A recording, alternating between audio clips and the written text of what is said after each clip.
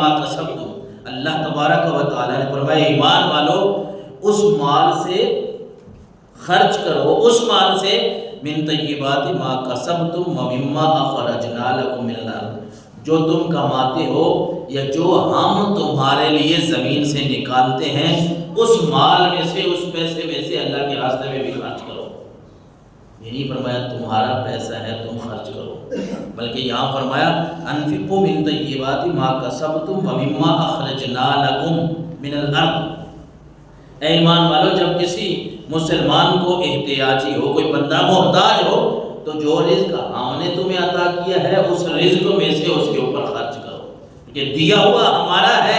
مت سمجھو کہ اس کو میں نے کمایا ہے، یہ میری کمائی ہے، میں کوئی بڑا تگڑا آدمی ہوں، میں کوئی بڑا ہوشیار ہوں، میری عقل بڑی کام کرتی ہے، میں کوئی بڑا کاروباری ہوں اس لیے میں پیسہ کما رہا ہوں۔ نہیں، قرآن کی آیت کو تو پڑھیں تو سمجھ لگتی ہے کہ یہ ہمارا کمال نہیں ہے، یہ اس رب العالمین کا دین ہے۔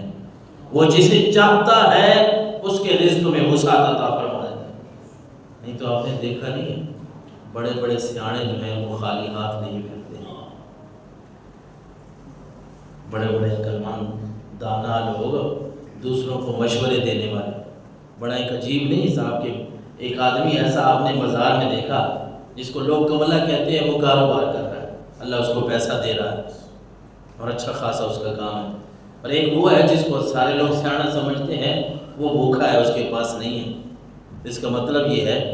کہ محنت تو انسان کی ہوتی ہے، اس کا تو ہم انکار نہیں کرتے، لیکن اصل یہ رب کا فضل ہوتا ہے، وہ جسے چاہتا ہے اس کو مال و دولت عطا فرماتا ہے۔ اس لیے فرمایا مما اخرجنا لکم من الارض، لوگوں جو ہم تمہیں رزق دیتے ہیں، تمہارے لیے زمین سے بندوبست کرتے ہیں، اس رزق میں سے رب کی بارگاہ میں خرچ کرو۔ اور آگے بھی سمجھا دیا وَلَا تَيَمَّمُوا الْخَبِيثَ مِنْهُ تُنْفِقُونَ وَلَسْتُمْ بِآخِذِيهِ إِلَّا أَن تُغْمِضُوا فِيهِ، رب کے راستے میں جو ہے ردی مال نہیں دینا۔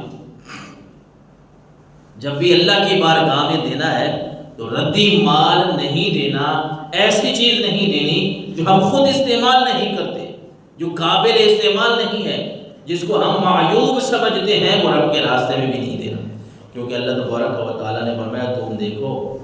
اگر تمہیں ایسی کوئی چیز ملے جو ردی ہو، استعمال کے قابل نہیں ہو، تو تم لو گے نہیں، اگر لینی پڑ بھی جائے تو انتم مدوفی، رب نے فرمایا پھر ہاتھ تمہارا ادھر ہوگا، منہ تمہارا ادھر ہوگا، دوسری طرف منہ کر کے شرم و حیا کی وجہ سے تم لوگے، ورنہ وہ چیز لینے کے لیے تم تیار نہیں۔ اس لیے فرمایا جب بھی رب کے راستے میں خرچ کرنا ہے،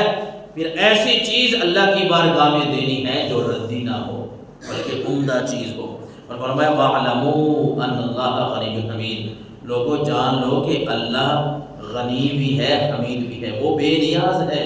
وہ محتاج نہیں ہے کہ تمہیں کہہ رہا ہے۔ آیت کے آخر میں وہ کافر کہتے تھے نا کہ یہ کیسا مسلمانوں کا رب ہے جو ان کو کہتا ہے میرے راستے پہ مال خرچ کرو، تو اس کا مطلب یہ نعوذ باللہ کہ ان کے رب کے پاس پیسے نہیں ہیں۔ یہاں رب نے فرما دیا وَاعْلَمُوا أَنَّ اللَّهَ غَنِيٌّ حَمِيدٌ، کوئی یہ نہ سمجھے کہ رب کو احتیاجی ہے، رب کو ضرورت ہے، بلکہ فرمایا جان لو کہ اللہ بے نیاز ہے، وہ تعریف کے لائق ہے، اس کو ضرورت نہیں ہے۔ جتنے بھی معاملات ہیں اس نے تمہارے لیے رکھے ہیں،